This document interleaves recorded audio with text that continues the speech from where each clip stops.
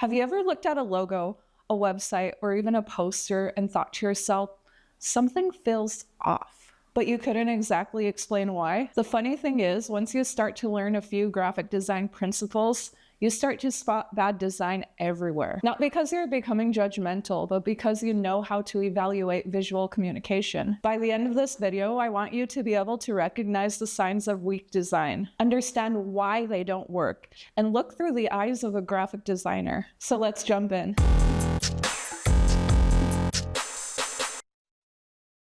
First of all, I want to make something very clear. Bad design doesn't mean that the designer is bad. Sometimes they were given impossible deadlines. Sometimes the client felt the need to make every single decision. And maybe sometimes there wasn't enough of a budget. And other times they are simply still learning. We've all made questionable designs before. I know I have. And there are a variety of reasons why that happens. So instead of laughing at bad examples, let's use them as an opportunity to be able to train our eye. Because once you understand why something doesn't work, then you start to create better designs.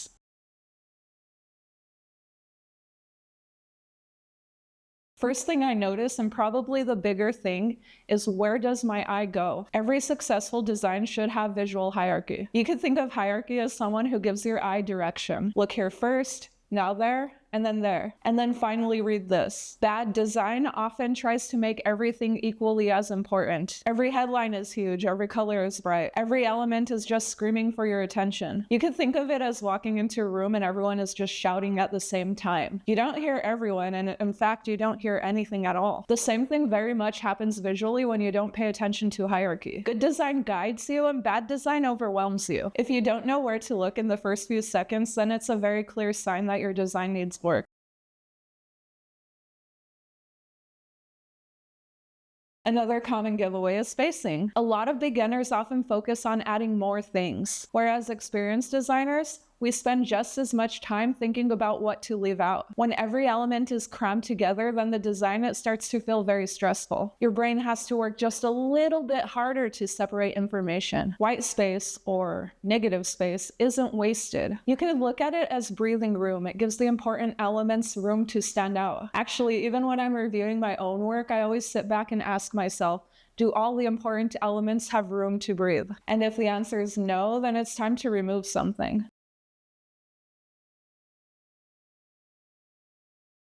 Have you ever seen a flyer with like 5 different fonts? Maybe it has like 3 shades of blue and random clip art. Maybe it has like a crazy gradient or a gold border. The funny thing is all those elements, they could work on their own, but together, not so much. Good design creates consistency. Colors feel related. Typography, it feels intentional. Shapes, they follow the same visual language. You could actually think of this like getting dressed. You can own beautiful individual pieces, but then when you put them all together, it just looks crazy. Design, it absolutely works the same way. The number one thing you have to remember, especially if you're a designer who works on branding, is consistency builds trust, whereas randomness, it creates confusion.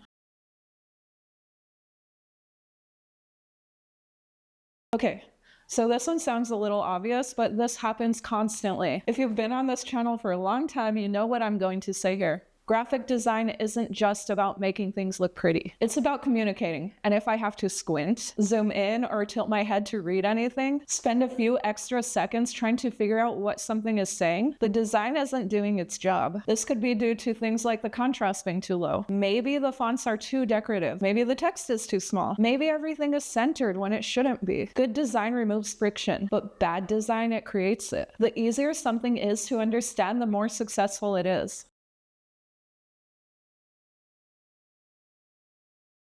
One of the biggest differences between beginner designers and experienced ones is intentionality. New designers tend to add things just because it looks cool, whereas experienced designers, we ask questions like, what purpose does this serve? Does this icon help? Does this line separate information? Does this color communicate something? Does this image support the message? Every element should have a reason for existing. If you could remove some of the pieces one by one without affecting the message, there's a good chance that they shouldn't even be there in the first place.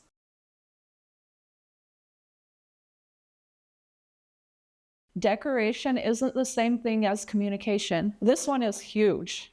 Imagine a luxury jewelry brand with Comic Sans, or a funeral home with bright neon colors, or maybe even a children's birthday invitation that's black and gray. Technically, those designs still could be readable, but emotionally, something feels very wrong. Good design isn't just readable, it feels appropriate. Whether people know it or not, every design creates expectation before you even read a single word. Color, typography, photography, illustration even. They all communicate emotion. And when your choices don't match the message, the audience will notice, even if they can't really explain why.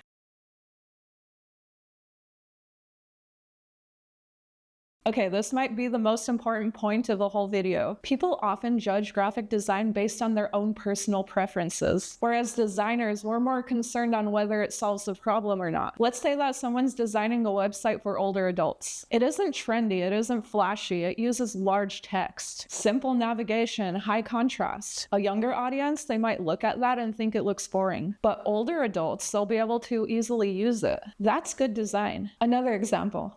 Let's say someone designs a beautiful menu, but you can't read the prices. It might look amazing, but it failed. That's why as a designer, it's very important to ask yourself all the time, what am I trying to accomplish? Then judge whether it actually achieved that goal.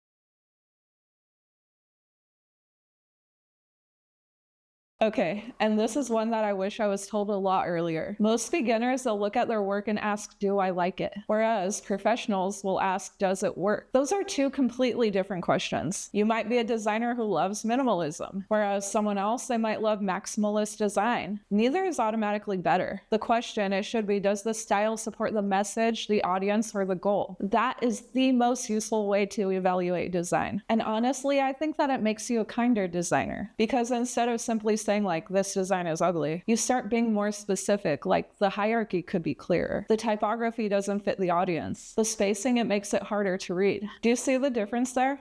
You're critiquing, you're not attacking the designer. And this also becomes increasingly important when you're dealing with clients, because if you're able to clearly communicate your choices, that sometimes makes a huge difference.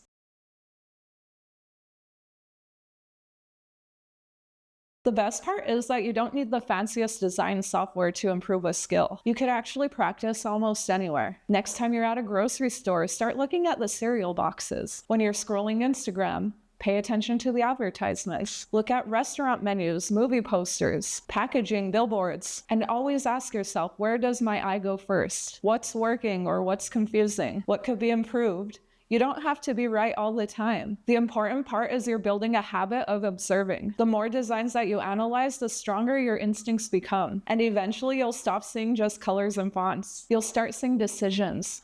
And that's exactly how graphic designers think.